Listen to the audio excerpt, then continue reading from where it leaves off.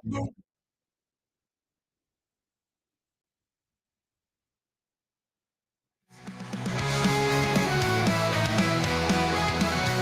the court to the grill, stories we will share. Tasty bites and highlights together everywhere. Sports bites, let's unite. Great food and games tonight. Tune in, feel the vibe. It's a winning ride.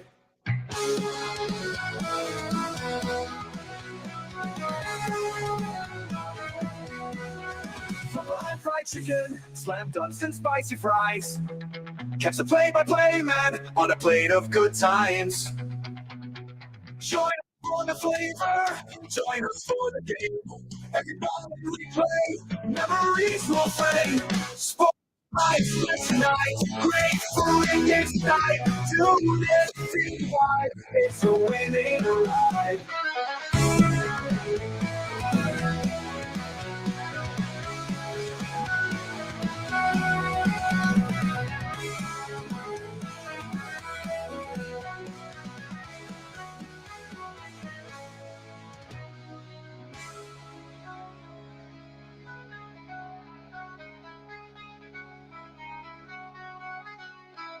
Football and fried chicken, slam dunks and spicy fries.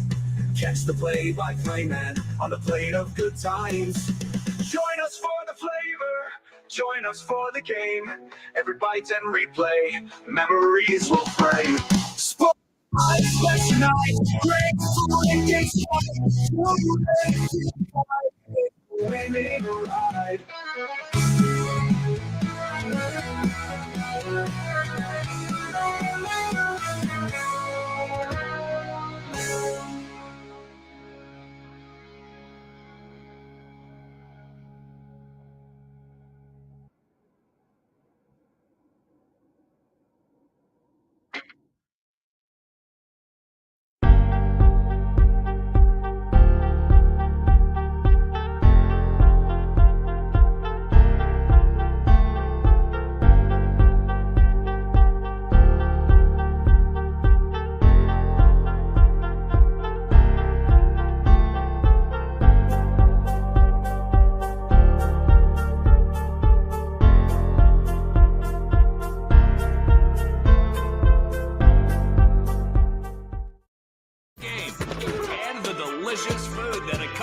And then they had chicken fingers, exotic chicken fingers.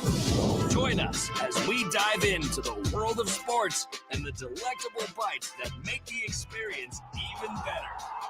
Whether you're in the stadium, tailgating, or watching from your home, ready to satisfy your sports cravings with Chris Joseph on Sports Bytes. Let's dig in. What is up, everybody? What is up? Hope you guys are doing good. Welcome to this edition of Reaction Monday on Sports Bytes. I'm Chris Joseph. I'm your host. Hope you're ready for about an hour's worth of sports talk. I'm still sipping a little hottie toddy here. Got a little bourbon, got a little tea, a little honey, a little lemon. Not quite 100% recovered from the illness, but I'm here. We're going to battle through it, right? I got to get my NL money. That's what they say. But I think I'm here. But I think what's interesting is, now that we're deep into the college football season, there's a lot of craziness to get into. We're going to talk about the officiating. We're going to talk about the Georgia-Texas game, what happened there, a bad precedent set. We'll talk about the games that happened over the weekend. We're going to have a good time, all right? We're going to have a really good time talking some sports here. So, with that being said, for those that are joining in, thank you for joining in on this Monday. If you want to look right here, if you're watching on YouTube, if you're watching the live platforms, all the socials, go ahead, like, follow, subscribe, click the little alarm bell. That really helps me out. Go on to your podcast, wherever you get podcasts, give me a 5-star rating. Write a little review. Tell me what you think about the podcast. Follow all the social media down here. On X, at Sports Bytes Pod 1. On TikTok, Sports Bytes Pod. YouTube, go ahead and subscribe there. It's going to help me out at Sports Bytes Podcast. And then you can follow the Sports Bytes Podcast on Instagram as well. But Guys, I hope everybody's having a good day, and we're gonna dive right into it. Feel free to hop in the chat. Let me know what you're thinking about. There's a lot to get into. I like to have this show be very interactive. I like to converse with the people. It reminds me back when I was doing radio. Love to have a caller-driven show. But first thing I want to say, I don't understand, and I'm going to bring this play up. Dominic, what's up, buddy? Yeah, check out Dominic. Does a great job covering the ACC. But this play right here, you see it's an interception. The middle, it's intercepted. And the young man's just putting it all the way. The Knights are second pick six I'm going to score. on the Knights. Drops the ball. UCF. When did this become a thing? All the way And I know it's every year we're seeing this now. Now, granted, first quarter score was very much tough. It made it very, that's called right. I don't understand this. Going to give you a history lesson. This is the Marshall plan right here. Step in front of the guy that would have it off the camera. Just Johnny on the spot in the right place. That's it. I mean, maybe you see the ball, but place the little numbers in front of him so that the ball isn't errant and doesn't pump up. But man, the awareness operating on that play to ID the ball, pull it in, and take it to the house. Ball cut out to what? Dropped it before. Someone had to challenge that. They ought to challenge that. They ought to be I don't understand. I don't understand. Help me understand why this has become a thing that people are dropping the ball. Just tell me why. I don't get it. But I guess I'm too old, right? I always had a little cough there. I'm trying to keep the cough button really close. That way we don't have to hit this. But interesting weekend of football, guys. Interesting weekend of football. And I thought one of the big things to take away from it, everybody's gettable, guys. Everybody is gettable. Started off Friday night. Oregon looked really good against Purdue. Oregon, new number one team in the country. I voted them number one. Still one of the better wins. A lot of people are going to say that Georgia has the best win. Number one, Texas. BYU continues their magical season. They won on Friday night, coming back to beat Oklahoma State, which I love that. Deshaun Jackson. I remember Deshaun Jackson starting it, but it's stupid. Just carry it to the end zone. I don't even mind dancing. Look, have fun. Do what you want. But just score the damn ball. If you go back, I remember in 2016, Ohio State came to Norman. Joe Mixon returned the kick. And from where I was sitting, I was like, man, he dropped the ball. We didn't review it.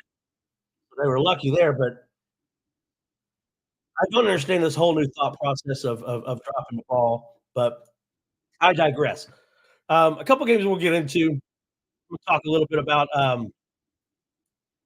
Miami and Louisville, right? Miami and Louisville. I was really excited about this game, and it didn't disappoint, guys. If you watched it, it was in the early docket. I was getting to watch some of it, of course, because my team looked absolutely like trash. We'll talk about that as well. But an onslaught of points, 52-45. There were so many highlights in this game. Cam Ward continues to just look awesome. 21 of 32, 319 yards, 4 touchdowns. But Kyle Shuck didn't disappoint either. 342 yards of his own and 14. So, I mean, it was an entertaining game. Miami survives Louisville in this comeback. And I think, for them now, look at what Miami has left. It's interesting with what Miami's going to have right now, how good they're going to be, right? Because if you look at the remaining schedule, you got Florida State, which you could say it's a rivalry game, but Florida State's a terrible football team. Then you got Duke. Duke is decent. At Georgia Tech, we'll see how Haynes King is doing by then. Wake Forest and Syracuse. So you might be looking at like a Miami Clemson. The hell, we can't even forget Pitt. Pitt's in the mix. And I know people in West Virginia are not happy about Pitt being in the mix. But the Miami Hurricanes win. And they made it look, it was convincing, 52-45. Excuse me, sorry, I had to get a little drink of the hottie toddy there. But, again, loved it. Dominic says Miami versus Duke is one to watch. If those don't know, Dominic covers the ACC for us at the College Football Dogs. Dominic, I think you're right, man. Duke, when Elko left, I was concerned on how good Duke would be this year. I was kind of concerned that, what would they do? Now, I'm a huge fan of Malik Murphy. I know there's a lot of Texas fans out there. Malik Murphy looked like a creative player on Madden. I mean, if you wanted to design a prototypical football player, that's what it looked like, was Malik Murphy. Now, going into that right now on the matchup predictor, Miami's got a 90.7% chance to win. That's crazy. That's crazy. But in this game here, the line was 4.5. Miami covered that. Cam Ward played well. Tyler Shuck played well. And kudos to the Hurricanes. The U's back. I mean, they're in contention. Now, before I get into it, I want to show you this. We talked about it on the Game Day show. How cool is this? The Illini honoring Red Grange, 100 years from the day of that game. He scored 6 touchdowns against Michigan. 6. So what they do, they go and have hand-painted helmets, which I love. I loved when the Naval Academy did it. The attention to detail, chef's kiss, man. For uniform nerds, I know there's some people that don't like alternates. That's awesome. That's absolutely awesome. Love what I saw there. But I tell you what, the Illini, they got a team on them. Now, and some people say what they want because they lost to Penn State. Okay, they lost 21-7. Some turnovers, they bitch in the butt. But overall, the Illini is not the old. I mean, they're a good football team. Luke Altmaier's really played good football. They just beat Michigan 21-7, ran a beautiful fake punt, and they wore these beautiful kind of custom throwback uniforms to honor Red Grange. And I thought the attention to detail in the helmets was amazing. Was amazing in this. And so if you look at breaking down the game, Altmaier didn't have a great game, 9 of 18, 80 yards. How about the Michigan quarterback Tuttle throwing for 208? I think that's the most they've thrown for all year. But he threw for a touchdown, and he ran for another. Luke Altmaier did. And they win 21-7. And that's what all you can ask now in college football. Just keep winning, right? You got to keep winning. And that's what Illinois did. Another game that I was intrigued about, Arkansas, LSU. LSU, I talked with my guy, Cody Slavinsky from the Golden Boot, and he's a big LSU fan, and helmets are the best I've ever seen. They're really good. I tell you what, if you want some really cool helmet information, I'm trying to get him to come back on, but Tom Helmer is the voice of the Eastern Michigan football team. He has a TikTok and a YouTube page called Hooked on Helmets.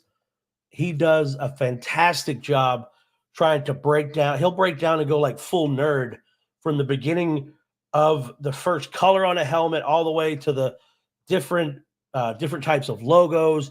He does an amazing job, pro and college.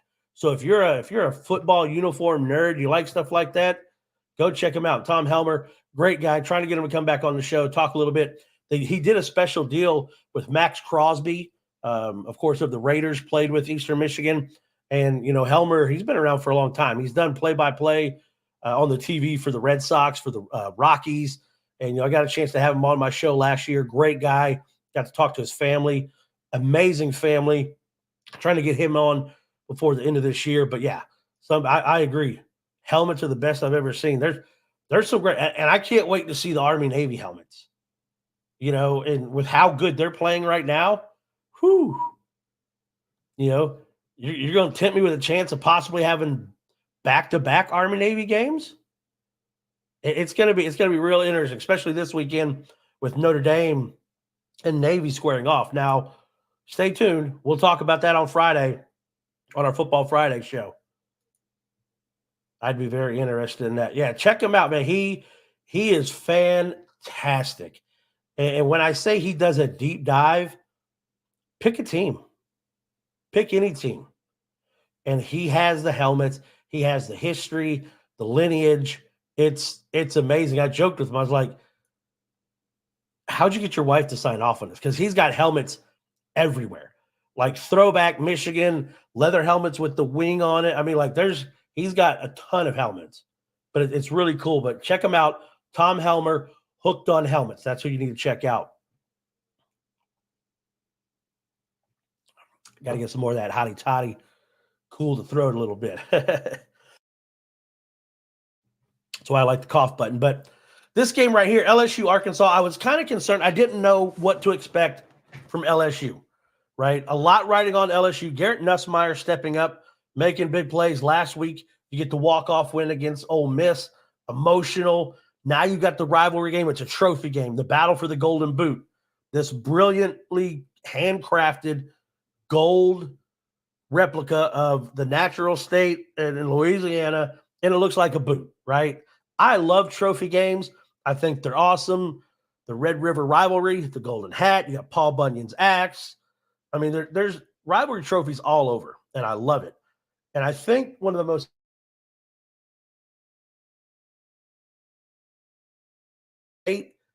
have the Chief Cato trophy. It's like an 8-foot trophy. They kind of move around, but yeah, there's so many great, trophy games out there. I love that, but I didn't know what to expect from LSU. How would they respond? How would Arkansas respond after having knocked off Tennessee at home? You get a bye week. Reports about Taylor Green. You don't know if he's going to, play.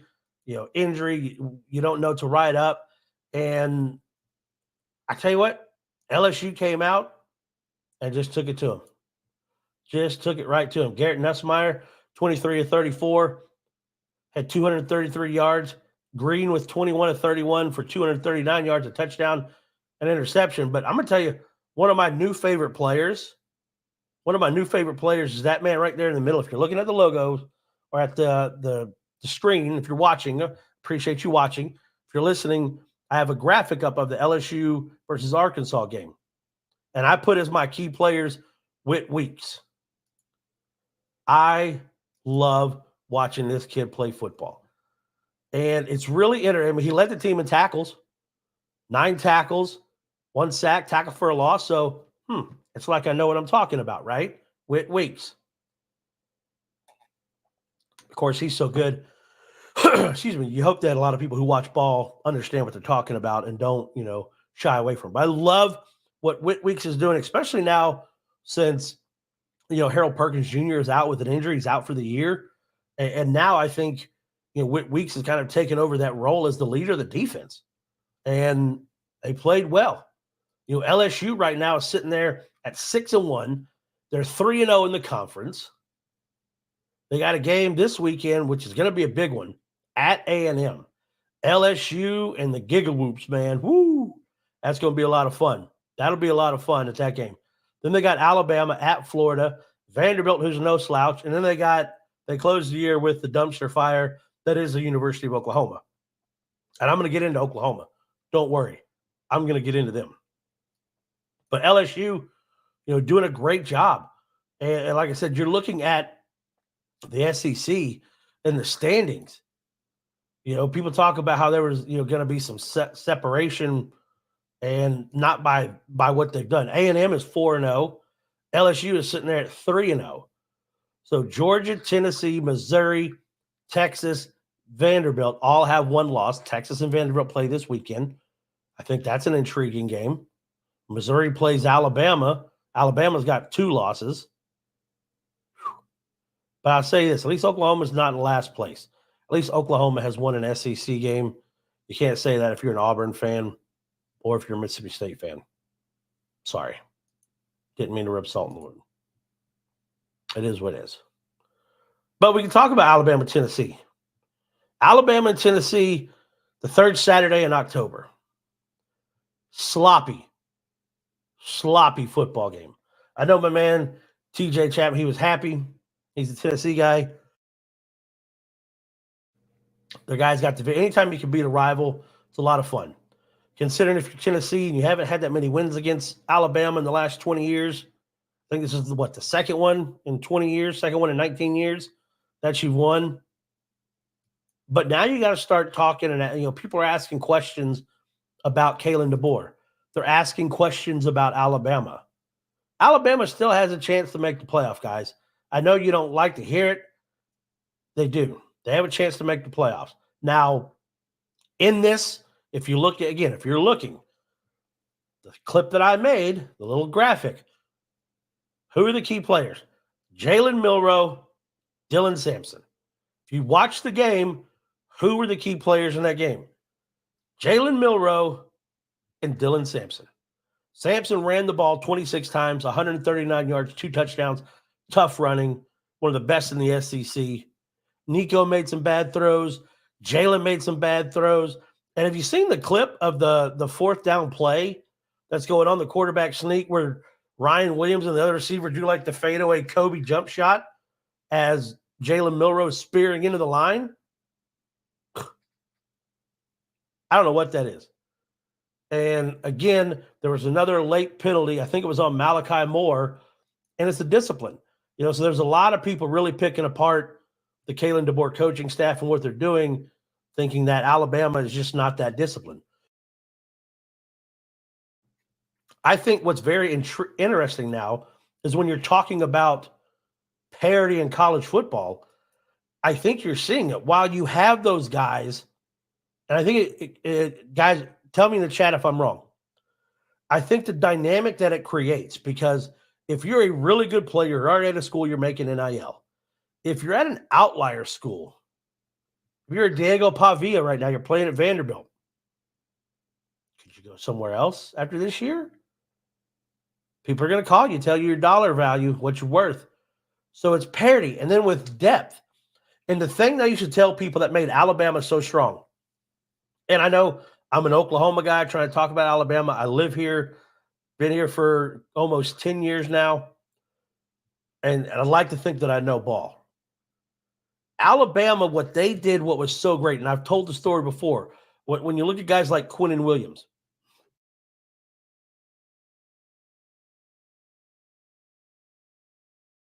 excuse me, when you look at guys like Quinnen Williams, who sat behind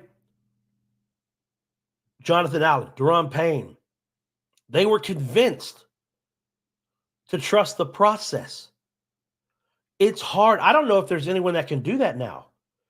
No, none of these players want to wait and bide their time. We've already seen one Alabama player say, I'm not getting the snaps I need. I'm out. We don't like it. I know there's a lot of people that don't like it, but that's what college football is now. It is this. And that's what we have to really think about. I had to put that light on. It's baking my forehead. But Alabama is not as dominant because they don't have the depth as they used to, right? If you look at that Vanderbilt game, what'd they do? They kept the ball, ground down that defense. They didn't have enough time. Now, the offense made big plays, put that defense back out on the field. You don't have the defense like you do anymore at Alabama. And I don't think that's anything about Nick Saban being there or not being there. But what Saban did a great job of was convincing young men. Look at that wide receiver room when you had, Ruggs, Judy, Devonta, all those guys. Quarterback room that had Tua, Jalen, Mac. I mean, they were loaded. You could convince them to stay and trust the process. You can't do that anymore. And I think you're seeing that across college football. Because Notre Dame and Navy, or Navy and the Army, they don't get NIL money. They don't have endorsements. Those young men have signed their lives to protect the country as soon as they're done playing football. They're not getting NIL. I wish they would, especially now. And I love that Blake Horvath and Bailey are getting, recognized by the Maxwell Award, being added to the midseason watch list, possible Heisman contenders. You got to be. You can take Navy. I think they said this is the first time both are undefeated this late this season since 1926. That's crazy. Crazy. But this game here, if you watch the first half, Alabama should have been up by a lot. Turnovers, 2 missed field goals from Tennessee. If you're Josh Heupel, are you sending that kicker back out? Hell no, I'm not sending that kicker back out. Second half, they got it under control. Nico Iamaleava, 14 to 27, 194, 1 touchdown, 1 interception. Milroe was 23 of 45, 239, 1 touchdown, 2 interceptions, and the costly one at the end of the game. But it's almost like he's hyper-focused on Ryan Williams. I've seen, I've heard, and I've talked to people here in Birmingham that are like, we've got more receivers than Ryan Williams. Sure, but if he's the only one that's getting open, you've got to be able to, hit who's open. You got to make the plays, right? Got to make the plays. Tennessee wins 24-17. Next up for the Volunteers, they take on Kentucky. Again, I don't know what Kentucky team to be ready for. They can surprise you. Alabama plays Missouri in Tuscaloosa. Hopefully it'll be the death blow for Eli Drinkwitz. But I'll say this. I am not a Missouri fan. But Brady Cook, my hat's off to you, sir. My hat's off to you. You left the game. You were taken to the hospital. So you left facilities. And you're like, hell no. Take me back. I've got to be there for my guys. They come back and beat Auburn with Brady Cook at the helm. Much respect, sir. I may think your coach is a dweeb, may not like him, but I got to respect that. Now, the big game of the night. Georgia, Texas. It's in Austin. A lot of attention on this game. Texas coming off the routing of Oklahoma at the Red River. Georgia having the 1 loss against Alabama, but struggled against Kentucky. What was going to happen? And from early on, almost as early as the Oklahoma game, this one was over early. And watch body language, watch the way people react. And now Carson Beck, again, a lot of people have him as like a first-round draft pick. I don't know if he can read the field. He's just kind of throwing in spaces. But 3 interceptions.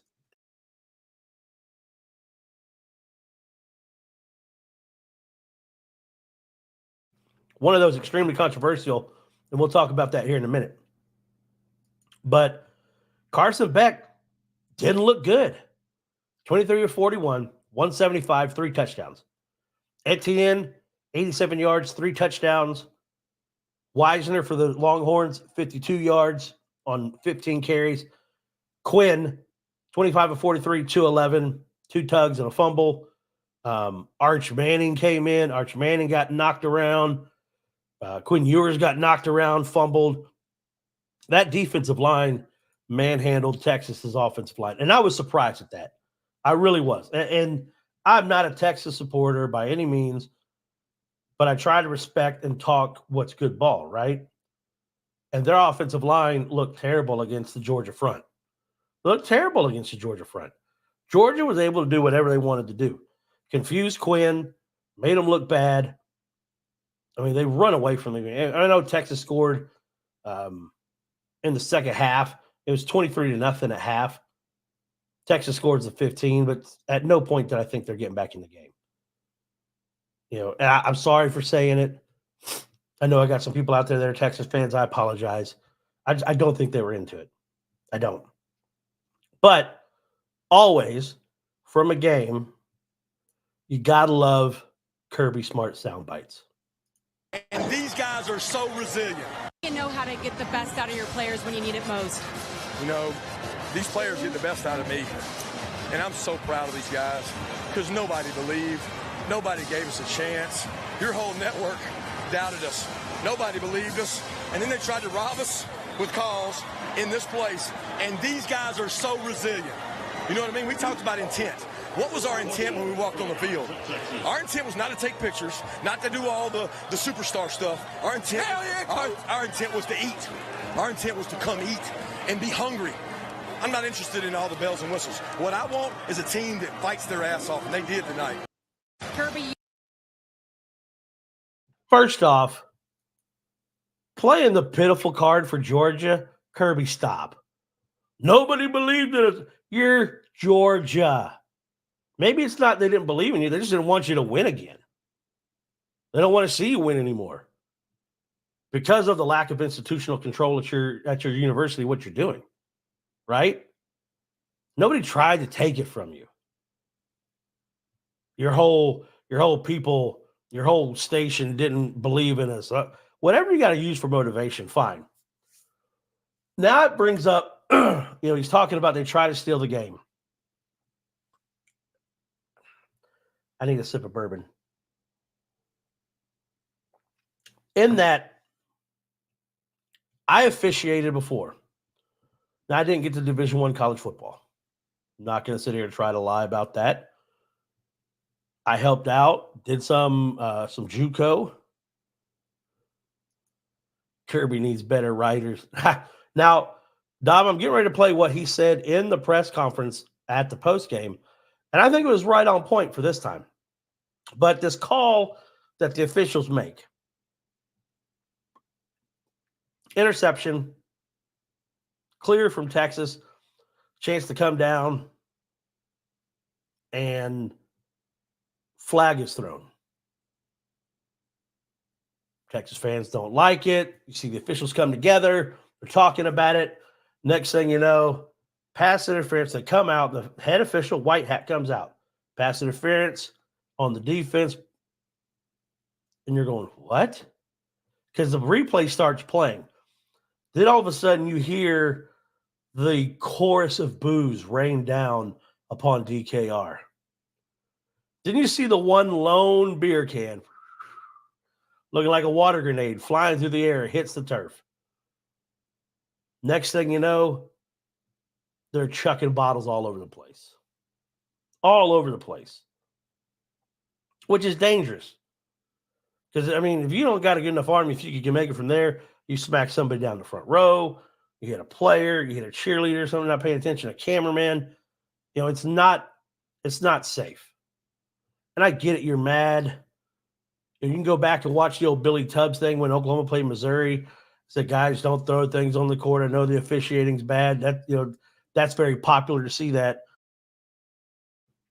But the throwing stuff on the field, and that's why something is going to happen.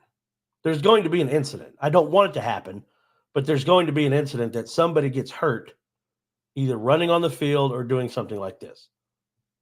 Now, what I didn't understand, and I spoke to my dad who has officiated in college, done some stuff in the NFL.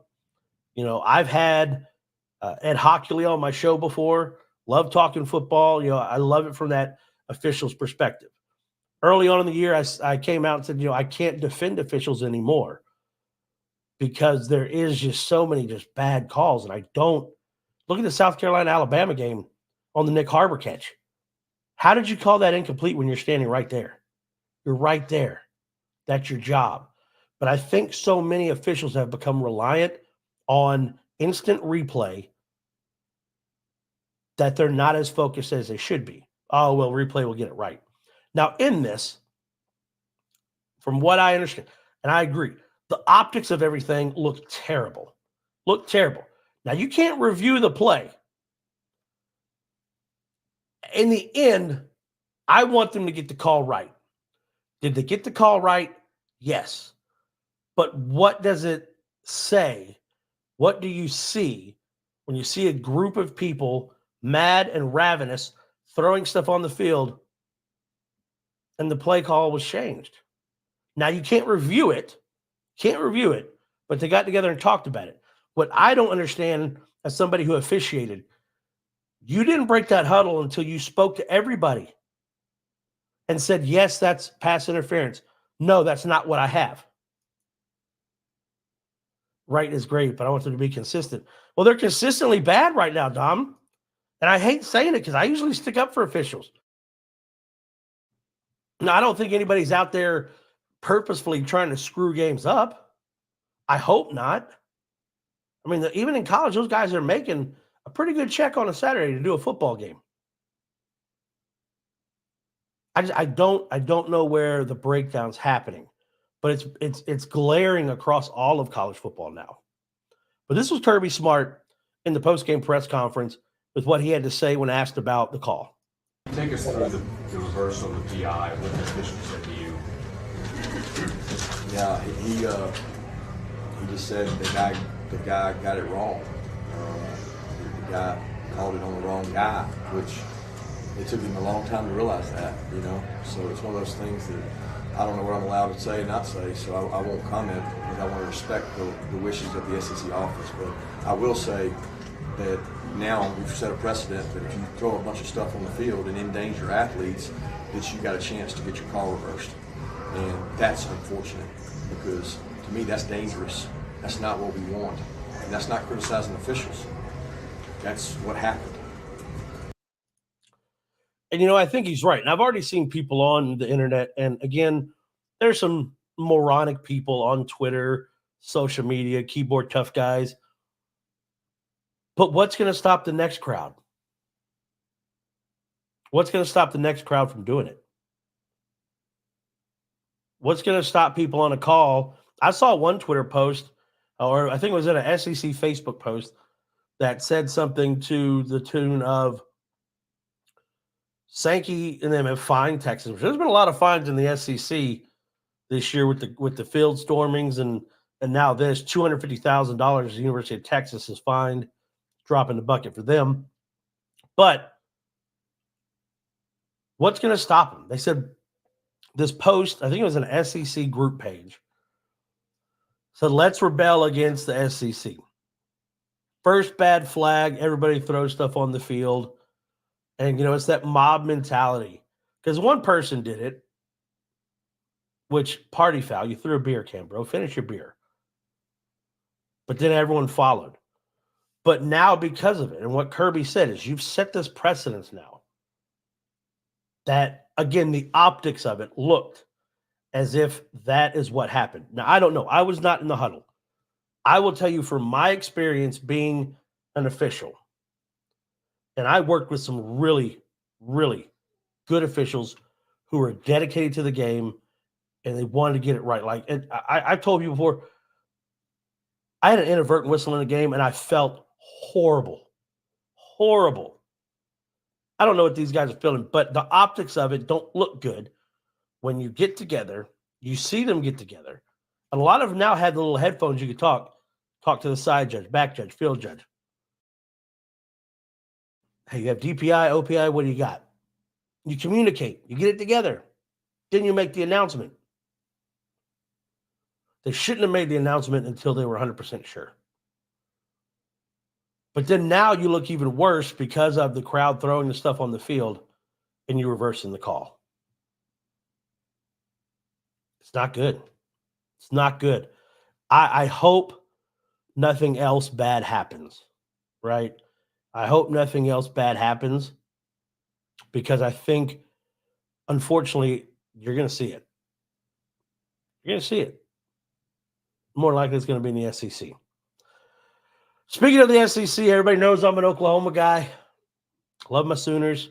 Covered them for a long time. But what's going on right there right now is horrible. This is basically the entire game in a nutshell. 4 plays. 2000s, his brother will be a Sooner next year. And they want him to throw on first down. Pressured. It finds the other guy. It's intercepted by Nicky Nowari. Third interception of the season for the Gamecocks after an interception. Sanders bounces to the outside. And he's in. Touchdown. Rocket Sanders in South Carolina. 34 left in the first quarter. Snap traffic directing. No, 11:30. 1 minute later, Hawkins has the ball. Action again. Never flip, double. Hawkins got one to lose. South Carolina scoops it up. And the Gamecocks, Tucker Hemingway will walk it in for a 36-yard scoop and score. 14 left already. Demetrius Knight caused the fumble. What a start for Shane Beamer's game. Right at 9:45. Third down. Hit from behind. It is intercepted. Free ball for Eno Ware. He's got his second pick of the game, and he's looking for a block. It's another South Carolina defensive score. A 66-yard pick six brings out the Bluebirds in Norman. Yeah, the Boo Birds in Norman. And rightfully so. I've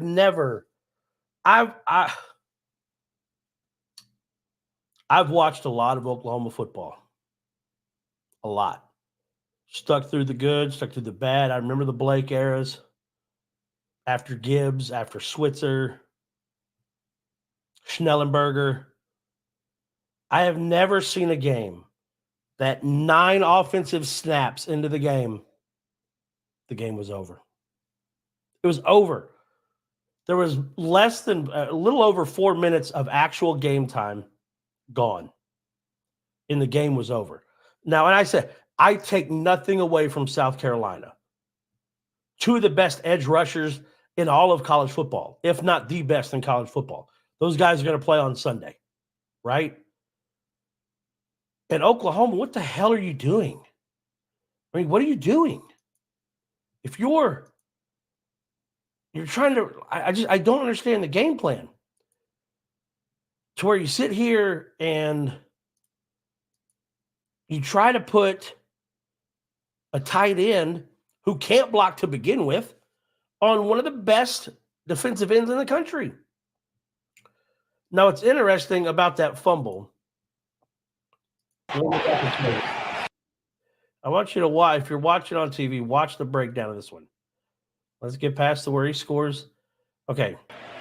It finds him, and he's in. Touchdown. Rocket Sanders in South Carolina. If you watch on YouTube or any social media, you're going to be you've got Jake Roberts at the top of the formation, and I think that's Javonte Barnes in there. Big directing. Jake can't handle the edge. Javonte goes, Javonte Barnes goes out to help block, which leaves the linebacker that's responsible for Javonte Barnes to see, hey, I can go rush. Play action again. Hey. And he's taken. That led to this. Seth Luttrell fired. Happened last night. The Oklahoma offense coordinator, former fullback, legacy. His dad won national championships at Oklahoma. He won a national championship at Oklahoma. Came in and couldn't get it done. Statistically, one of the most abysmal offenses in the history of Oklahoma football. Probably in all of football as it stands. The offensive line is horrific. Bill Bedenbaugh, you put some guys in the NFL, but your assessment of players, Spencer Brown from Michigan State, couldn't block me. And I'm a fat 48-year-old drinking bourbon. He's terrible. Tarquin, he's your best lineman, and that's not even giving him a lot of credit. That's not saying a lot. But the unimaginative play design, the play call, and look, I'll say, everyone wants to go to the wide receivers. Yes, Oklahoma has 5 wide receivers out. But my thing is you missed. You missed. And that's why this NIL is crazy. You can't miss anymore. You've got to get guys that are in there. And this offensive line is so bad. I don't care if Oklahoma had their 5 receivers. I don't think it's any different. You can agree, you can disagree. That's fine. I love seeing stuff in the chat. Let me know what you think. Yes, missing your receivers hurts. But who the hell cares if you don't have time to throw the ball? Michael Hawkins was put in no-win situation. 9 snaps. 9 snaps, 3 turnovers. 2 of them housed. And Oklahoma's got to be careful. You don't want to lose both Jackson Arnold and Michael Hawkins to the transfer portal.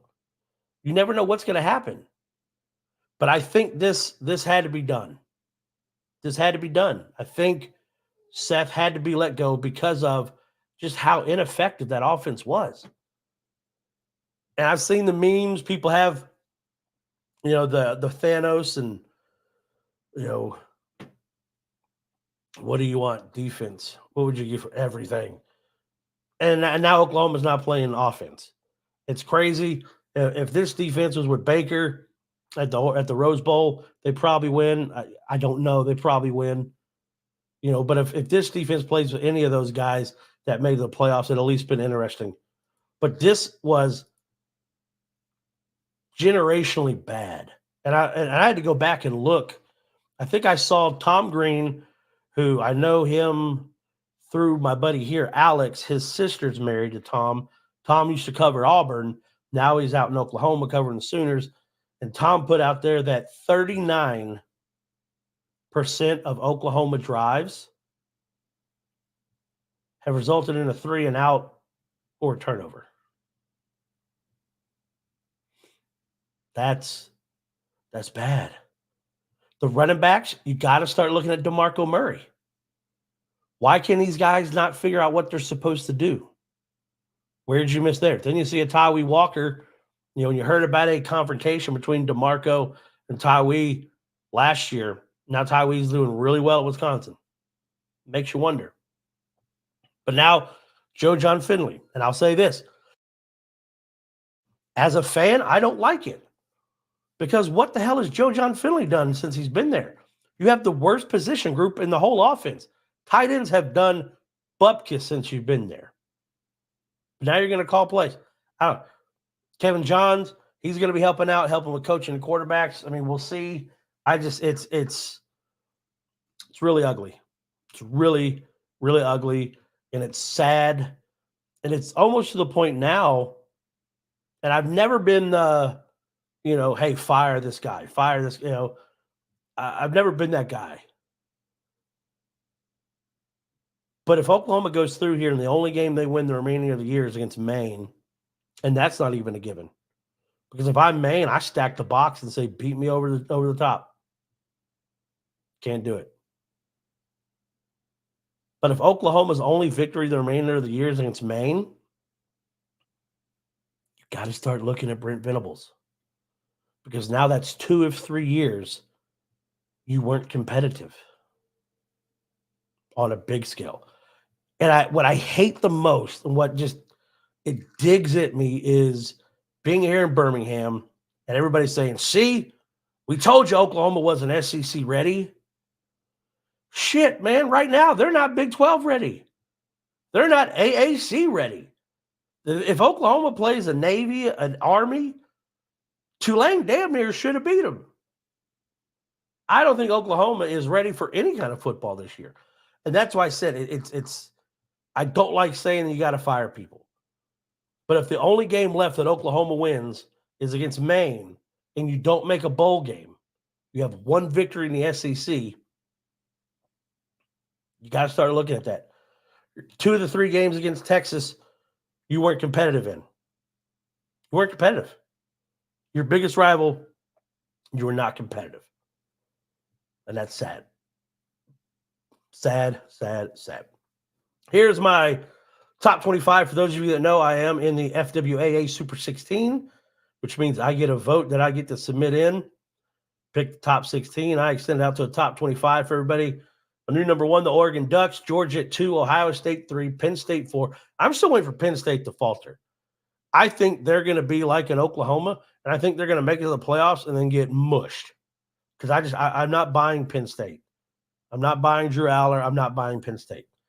Texas, Quinn's a little shaky. You got to get him back. Miami, Clemson, your possible ACC championship game. That could be a lot of fun to watch. Dabo and Cade Klubnik have really rebounded from that Georgia loss. LSU playing really good football. Really good football. You know they love to pour salt in the wound, beat A&M, beat Alabama, and have themselves kind of poised at potentially an SEC championship game. Iowa State tried to give the game away to Central Florida, but they held on.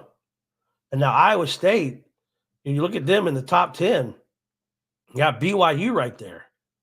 Some really good football left to play. Iowa State, doesn't have any real, I'd say doesn't have competition because Kansas is not that good this year. That's their next game. Cincinnati, Utah, and then Kansas State. That's going to be the decider. I think it's the Kansas State game, right? I think that's where you're going to decide who wins or is going to go really play for the Big 12. BYU already has the victory over Kansas State. Notre Dame at 11 takes on Navy. I have Navy at 22, a top 25 matchup of Notre Dame and Navy. How long has it been since that's happened? Crimson Tide at 13, A&M, the Giga Whoops at 14, Boise State 15, the Hoosiers. Why aren't they at 25? I got you, Terry. Hope you're doing all right, sir. Indiana man, Signetti, I love what he's done up there. Kansas State, Purple Kansas playing really good. Ole Miss, that's where Oklahoma is this weekend at the Grove. Hotty Toddy, gosh almighty, I got my Hotty Toddy in my cup right here. Pitt playing well, the Fighting Illini, or the Illini now. I can't call them the Fighting Illini. Army, Navy, SMU, Vanderbilt in Missouri. We can settle for 26. Yeah. I know. After all the trash you were talking about Garbers, he goes out there and played well. Gets the win for you guys, man. Gets the dub. But that's my top 25. Again, Oregon, they got a couple games left. They got Michigan. Who knows what you're going to see. So this brings up, and I've got a question for you guys out there. Good, I motivated them. Absolutely. Maybe I need you to motivate the Oklahoma team because they need something. But here's my question before I get out of here. Which team is the biggest dumpster fire right now? Is it USC with their 4th loss? Is it Oklahoma with how inept they've already fired the offensive coordinator? Is it Michigan coming off a national championship? You're 4-3 on the year. You've given up 155. I don't think they gave up 155 points all year last year. They've already given up 155 points. Terry says USC definitely. But we know why you think that way. You're a UCLA guy. I don't mind because it's Lincoln Riley. And you remember his comments at the Big Ten Media Day? We're at the top of the Big Ten. Bro, you've lost 4 games already. You're down there with UCLA, Rutgers, and Purdue. You're not on top of anything. Man, if I had to pick, and again, who is the biggest dumpster fire right now? Michigan, USC, Oklahoma. I would probably go Michigan. Michigan's coming off a national championship. Expected to play for one this year. The Coliseum looks like a dumpster. Well, I'll tell you this too. It's never full. Like when Lincoln Riley got there and said, this is the mecca of college football, nobody's buying your sermon. Nobody was coming, buddy. Nobody was making the holy transition to head down to the Coliseum. There's always empty seats. Now, again, they're a blue blood. I won't take nothing from them. I understand who they lost in the draft, but you still had Edwards coming back. You had the defense coming back. That's where they've been hurt the most is the defense. They're not able to stop anybody like everyone thought they were. But coming off a national championship, the Connor Stallion stuff still swirling around. People thinking about, are you really that good of a football team or did you need somebody to steal signs for you? All 3 in a bad spot. Michigan, USC, Oklahoma, they're all in a bad spot. I don't know how much longer Lincoln's going to be at USC. I'd imagine that fan base is not happy. I'd imagine that athletic staff is not happy. The administration is not happy. I don't know what that's going to do for them, though. I don't know if Lincoln's going to be gone. But between Brent Venables, Sharon Moore, and Lincoln Riley, Lincoln may be the first to go. I don't know. I think Lincoln would make it to the end of the year. We can make the case for Yeah, Terry, that's a great point. That's a great point. And I'll say this too about that team. What I didn't like hearing people say was, well, this is the team that wanted to be, mentioned that should have been in the playoffs. Washington knew everyone they were going to lose. I don't think there was a lot of hope for them, especially with DeBoer being gone. I know Jed Fish was coming in, but Michigan was expected to be good. A lot of people, they believe in Oklahoma because of the logo, USC because of what Lincoln Riley tries to sell, that snake oil salesman, but it's not a good look. There's a lot of parity around football, guys. And if you want to win, go follow Coach Cignetti at Indiana. He'll tell you, Google me. I win. But, guys, I'm going to get out of here, leading you up to the Golden Boot tonight. They come on at 8:30. I'm going to go finish my hottie toddy, rest the voice a little bit. Hopefully, I'll be back on Friday night for Football Friday night, trying to line up some guests, so stay tuned. Keep an eye out on the social media. Let you know who I'm going to get to come on.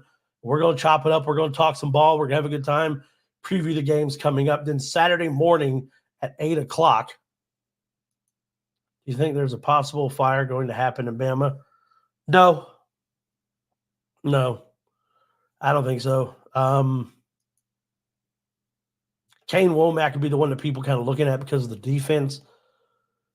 But again, it's hard because everyone wants to say, well, Nick Saban lost to ULM. Yeah, but Nick Saban didn't have a bunch of 5-stars like Kalen DeBoer has. Nick Saban was not coming off a playoff appearance like Kalen DeBoer's Alabama team was. So I don't know. They're weird about their team out here, Terry. I heard more people bitching after the Vanderbilt game about being able to see Kalen DeBoer's nipples through his shirt than the actual football game. And I'm like, guys, you got to do better than that. I don't care what look at Belichick, the ripped up hoodie. No, I don't think there's going to be anything happen there this year. But guys, thank you so much. On Saturday morning, 8 o'clock, you can tune in. Taylor, Arinz, and myself will be hosting the College Football Dogs Game Day Show. We have a bunch of guests on talking about all the games.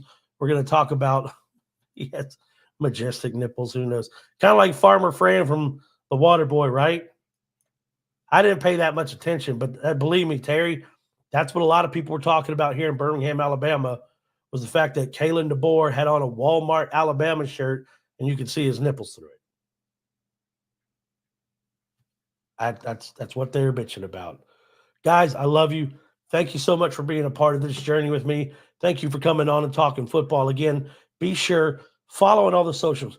Go to my YouTube page and follow on YouTube. Please hit that subscribe button. It helps me out. Go on TikTok. Follow me there. I put up a lot of content, a lot of poll questions.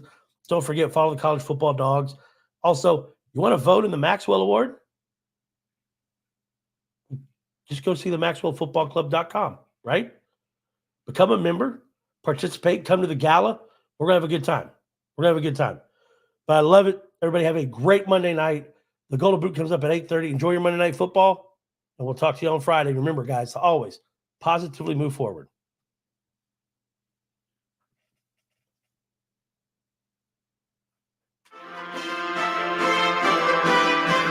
Thanks for joining us on this delicious journey through the world of sports and food on Sports Bytes. With your host, Chris Joseph. We hope you've enjoyed the game day stories and culinary adventures. Don't forget to hit that subscribe button. And if you've got any mouth-watering sports-related tales or favorite game day recipes, share them with us on social media. Until next time, remember, it's not just about the game. It's about the bites that make it unforgettable. Stay hungry for more Sports Bytes.